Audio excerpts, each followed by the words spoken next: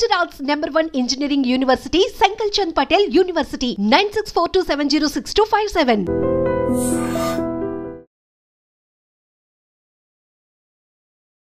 Hi hello నమస్తే welcome back to iDream media. So అమెరికాలో అయితే సిచ్యువేషన్ చాలా దారుణంగా మారుతూ ఉందండి. ఎందుకంటే H1 బిల్ మీద ఎవరైతే వర్క్ చేస్తూ ఉన్నారో వాళ్ళని కొన్ని టికెట్స్ రైజ్ చేసి, అంటే ట్రాఫిక్ టికెట్స్ అయి ఉండొచ్చు, చలాన్స్ అంటారు మనము, అలా డిఫరెంట్ టికెట్స్ అనేవి అక్కడ ఉంటూ ఉంటాయి. చేసింది ఏదైనా మిస్టేక్ జరిగితే దానికి సంబంధించి అలాంటివి చూపించి కూడా H1s వాళ్ళని మీ వీసా క్యాన్సిల్ అయింది, మీరు గో బ్యాక్ టు ఇండియా అని చెప్పేసి అంటున్నారని తెలుస్తూ ఉంది. సో దీనికి సంబంధించిన అప్డేట్స్ ఏంటో తెలుసుకుందాం. నమస్కారం. నమస్తే అండి. శ్రీలక్ష్మి గారు, రైట్ నౌ అమెరికాలో ట్రంప్ తీసుకునే డెసిషన్స్ అనేవి చాలా క్రూషియల్గా మారినాయి అనమాట. నేను రీసెంట్గా చూస్తున్న న్యూస్ ప్రకారం H1B వీసాల మీద ఎవరైతే వర్క్ చేస్తూ ఉన్నారో, ఇన్ కేస్ ఆ పర్సన్ ఎవరైనా సరే ఒక ట్రాఫిక్ వైలేషన్ చేసినా, లేకపోతే ఇంకేదైనా వైలేషన్ అక్కడ ఉన్న పాలసీస్లో ఎక్కడైనా ఏదైనా వైలేషన్ చేసినా, ఈ రీజన్ దీని మీద టికెట్ రైజ్ అయింది, సో మీరు ఫైన్ కట్టడం ఇది కాదు, మీ వీసా క్యాన్సిల్ అయింది, గో బ్యాక్ టు ఇండియా అని చెప్పేసి వాళ్ళకి మెయిల్స్ వస్తున్నాయి, వాళ్ళకి మెసేజ్లు వెళ్తున్నాయి తెలుస్తూ ఉంది. మరి వీళ్ళ పరిస్థితి ఏంటి, వీళ్ళ ఫ్యూచర్ ఏంటి?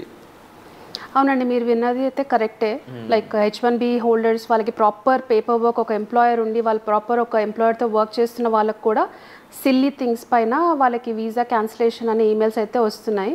మీకు వచ్చిన ఎంక్వైరీస్ కాదు, మాకు కూడా కాల్స్ వస్తున్నాయి. పర్సనల్గా మా ఫ్యామిలీలో కూడా కొంతమందికి జరిగాయి అలాగా.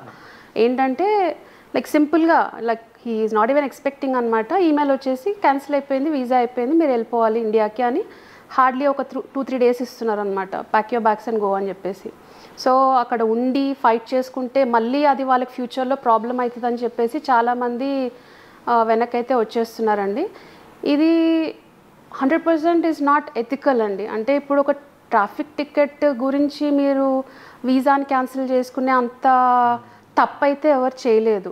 దానికి సరైన మీకు కమ్యూనిటీ సర్వీసో లేకపోతే ఆ ట్రాఫిక్ టికెట్కి సంబంధించిన పేమెంట్ ఏదైతే ఉందో చేయించుకొని ఫైన్ కట్టించేసుకొని మీ కమ్యూనిటీ సర్వీసెస్ కింద కొన్ని వీక్స్ మీరు వెళ్ళి సర్వీస్ చేసేస్తే అది యుల్ నో సరిపోతుంది. అది దట్ ఈస్ హౌ బయట మన అన్ని కంట్రీస్లో అదే పాలసీ ఉంటుంది.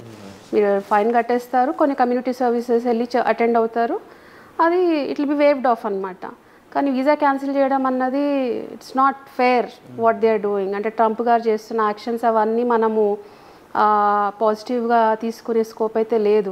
Especially H1B holders. ఇప్పుడు H1B హోల్డర్స్కి ఎంతో కష్టపడితే ఆ స్టేజ్కి వస్తారు. వాళ్ళు చదువుకున్న తర్వాత OPT పైన CPT పైన వర్క్ చేసుకొని ఒక ఎంప్లాయర్ని మనం ప్రాపర్గా, అంటే పాస్ట్లో అయితే హ్యూజ్ నెంబర్ ఆఫ్ అప్లికేషన్స్ వేసేసుకొని ఈ ఎంప్లాయర్ కాకపోతే ఇంకొక ఎంప్లాయర్, జెన్యూన్ క్యాండిడేట్స్ చాలామంది ఉంటారండి. ఒకటే ఎంప్లాయర్ని పట్టుకొని వాళ్ళతోనే వర్క్ చేసి, మా సొంత కజిన్ ఉన్నారండి, ఒకటే ఎంప్లాయర్తో ఉండి అతనితో వస్తేనే నేను వేసుకుంటానని he waited for 2 years. Pick అయింది, లాస్ట్ ఇయర్ పిక్ అయింది, గ్రాంట్ అయింది.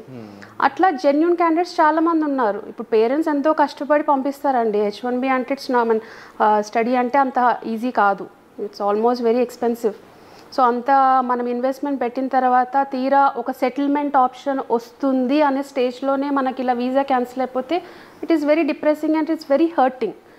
బట్ మనం ఇక్కడ మైండ్లో బేర్ చేసుకోవాల్సిన ఏంటంటే H1B హోల్డర్స్కి it is an eye opener అనమాట. ఏంటంటే మీకు US ఒకటే ఆప్షన్ కాదు, చాలామందికి అవేర్నెస్ లేదు, చాలామందికి తెలియదు.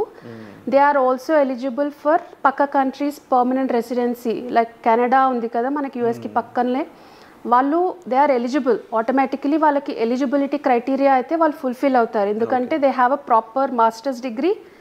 మెజారిటీ ఆఫ్ దెమ్ స్టెమ్లోనే ఉంటారు. మన కెనడా పర్మనెంట్ రెసిడెన్సీకి ఏంటంటే స్టెమ్లోనే కాకుండా ఏ ఆక్యుపేషన్లో ఉన్నా కూడా ఒక ప్రాపర్ డిగ్రీ ఉంది మీ దగ్గర, masters or bachelors. either you can be an accountant, you can be a teacher, you can be into trades, transportation, healthcare. ఇవన్నీ ఆక్యుపేషన్స్ వాళ్ళకి highly they are in demand for Canada. అది కూడా ఏంటి, మనం మాట్లాడుతుంది permanent residency. What is the importance of permanent residency ఏంటి? ఆ పర్మనెంట్గా మీకు వస్తున్న వీసా ఆ కంట్రీ మీ age, education, work experience and English proficiency టెస్ట్ని బేస్ చేసుకొని మీరు ఒక పర్మనెంట్ రెసిడెన్సీ అప్లికేషన్ ఇస్తే మీకు finally you are getting a permanent visa.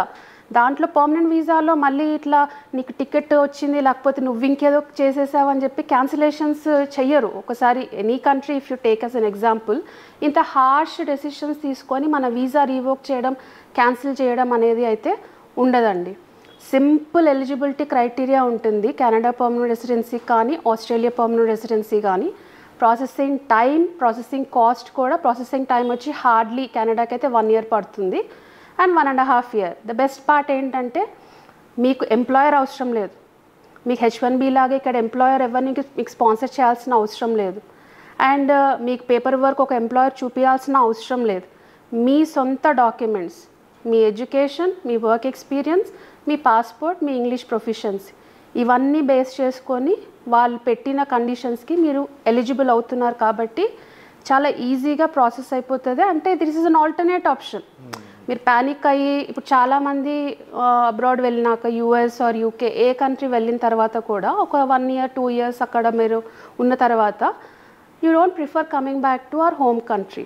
ఒకటి first of all lifestyle వాళ్ళది అక్కడ అడాప్ట్ అయిపోతారు కాబట్టి, అండ్ సెకండ్ థింగ్ వచ్చి ఇక్కడ వచ్చే ఇన్కమ్ వాళ్ళకి అంత లైక్ యూనో ఇక్కడ కూడా ఉన్నాయి ఆపర్చునిటీస్, ఇండియాలో లేవనట్లేదు. కానీ ఒక్కసారి if you adapted another culture, other country, ఇక్కడ వచ్చి సస్టైన్ అవ్వడానికి వాళ్ళకి చాలా టైం పడుతుంది. దాని బదులు వీళ్ళు ఏంటంటే they can look for another country settlement option without risking anything.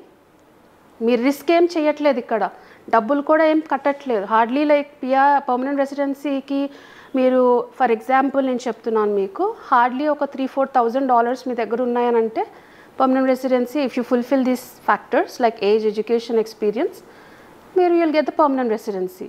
ఇప్పుడు ఎగ్జాంపుల్ కెనడాలో ఏంటంటే మీరు ఒక 3 years Canada permanent residency complete చేశారనుకోండి, automatically you are eligible for citizenship.